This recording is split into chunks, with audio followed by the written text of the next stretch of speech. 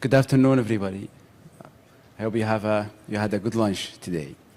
Thank you, Professor Tony Nani, for bringing and opening this discussion on this hot topic today. We are all here today for one particular reason, which is innovating in the concrete industry. It's a very wide topic, although it's bounded by several boundary conditions, but yet the interest is there. I can see it. The interest is to come up with the new concrete that we all dream of, that can last forever. My name is Abdullah Alqahtani. I work for the Oil Sustainability Program, which is part of the Saudi energy ecosystem. I'll take you through what is OSP, what is Oil Sustainability Program. I want to make it as popular as ACI. And also, I'll be taking you guys through the project that we're working on. Okay, so Oil Sustainability Program is a national program started in Saudi Arabia, which aims to support the sustainable uses of hydrocarbon, that includes both economically and environmentally advantageous applications of these materials. So the program started back in 2018 with an extensive study with multiple experts globally and locally, multiple research and think tanks, research institutes, universities, etc. And the program has been built on three objectives. The first one is to better understand the implications of the global trends of the energy ecosystem, globally speaking. And the second one is to identify the opportunities to support the global energy landscape evolution. And the most important element or the objective of the program is to provide a reliable energy mix. As such, 46 opportunities were prioritized across three sectors: materials, transportations, and utilities. And it will be on different geographies, locally in Saudi Arabia and globally. The program has been established on three bases, strategic pillars. The first one is development, which is to support in removing the energy barriers to energy access through infrastructure investments by creating economic development and opportunities. The second one, which is innovation, to accelerate technology to provide sustainable advances applications of hydrocarbons. Sustainability, which is to meet the energy needs through a secure energy mix that includes hydrocarbons while ensuring environmental and economic efficiencies. If I mention a word now, which is hydrocarbons, what is the first idea that pops in your minds? Maybe, but yeah, like plastics, some of which you may say global warming. But if we look into this element itself, hydrocarbon, it consists of two words: hydrogen and carbon. Hydrogen is a very amazing element that we're trying these days to find uses of the hydrogen into our day-to-day activities, especially in transportation. And carbon, there are very amazing elements and applications comes out of the carbon materials. For example, the carbon fiber, the graphene, etc., which is used in building and construction these days. And this is what brought OSP into light. It's just to find new ways of utilizing our hydrocarbons rather than the conventional uses that we are using it day to day. Okay, so here is a slide. I just want to overwhelm you guys by all of these logo, but however, it just gives you a snapshot of the stakeholders that we are working with. They range from government, authorities, to research institutes, development banks, investment funds, local and international companies, local projects, giga projects, and international organizations such as ACI and ASTM. For the local projects, we do have some amazing giga projects that I think most of you guys know, which is NEOM, which is one of our stakeholders that we work with them closely. Okay, so yeah, so here's the hot topic. So Professor Nani just mentioned in his presentation that saltwater concrete is a topic that many countries is working towards. And from 2000, it's like 2 decades ago, the research has been like on hot plate since then. But however, why haven't we seen applications of saltwater concrete today? It's 20 years ago, but still we haven't seen anything.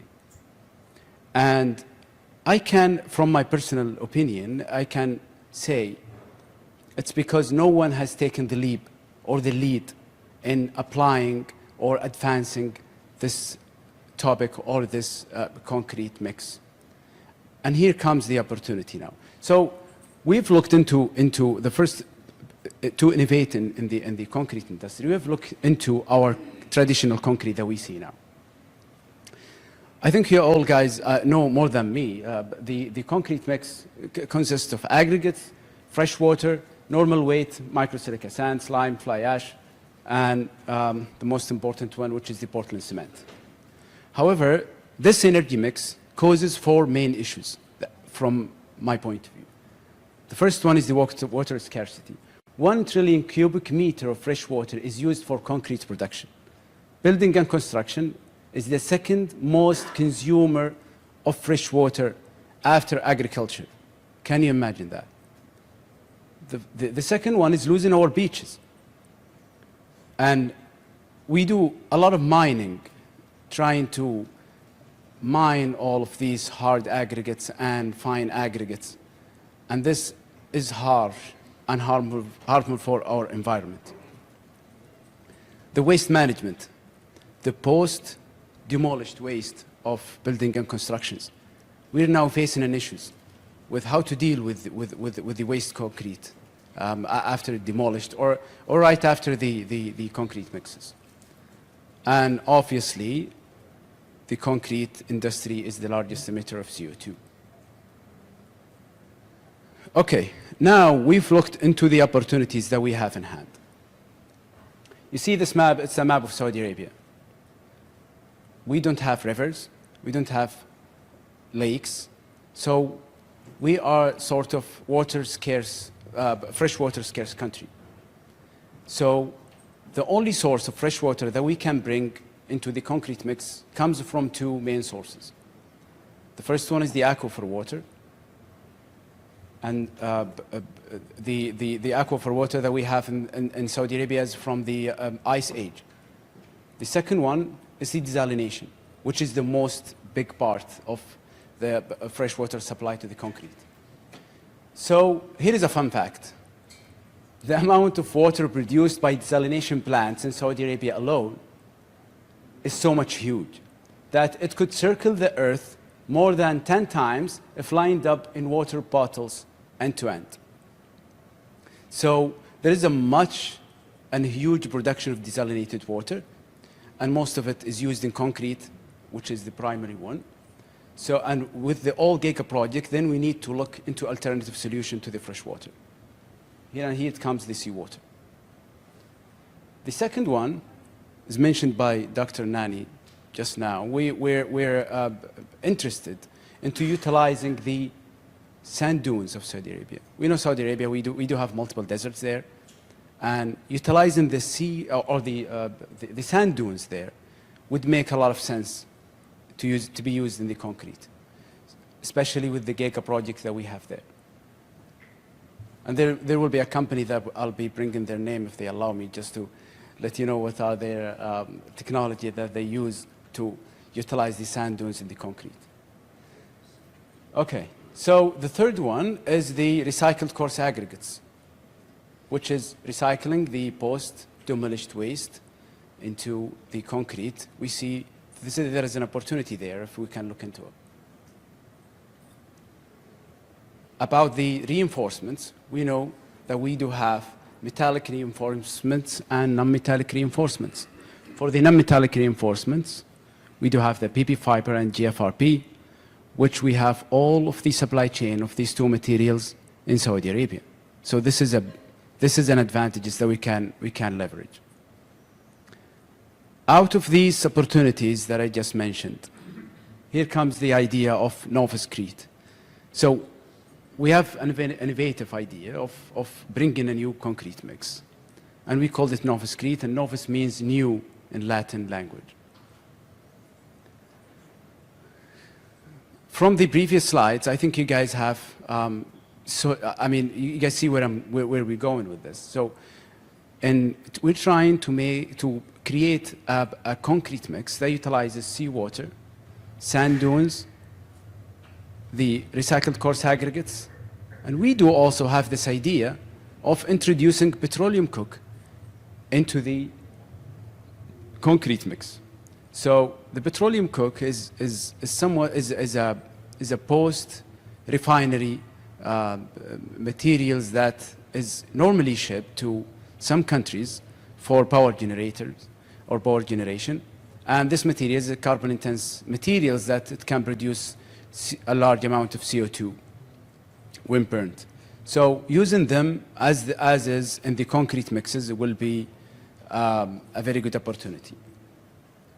Now, here is just a snapshot of comparing the traditional concrete mix with the new concrete mix that we are talking about.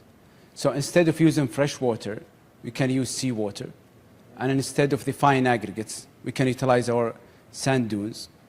For the coarse aggregates, we can utilize the recycled coarse aggregates and also the petroleum coke. For the cement, we can use also the chlorinated cement out of the cement manufacturers, which is normally treated as waste. In the light of this, we have created a consortium with our stakeholders. And this consortium has one objective. We do want to make it more complicated. We do want to make it has too many objectives that are difficult to achieve, but we do have this objective. If achieved, then we are in a very good direction. The objective of this consortium is to develop a saltwater concrete utilizing locally available resources, including hydrocarbon materials, recycled aggregates, and sand dunes. At this consortium, we have divided the roles and responsibilities of each member. The enablement, we're talking about funds, we're talking about connection, and etc. The OSP is the entity that is behind this consortium. For the end user, we do have NEOM, which is the end user of this concrete mix. And for the recycled coarse aggregates, we have the Saudi Investment Recycling Company. For code establishment, we do have ACI and ASTM. We're working with them for the code development. And most importantly, for developing the product, we do have the three main entities. ClimateCrete, which is the company that had the technology to convert the sand dunes or any sand into a sand that can be used in concrete. And Sika, which is very well-known cementitious materials company. Okay, this was my last slide. And thank you all for listening. Very excited for your questions at the panel discussion.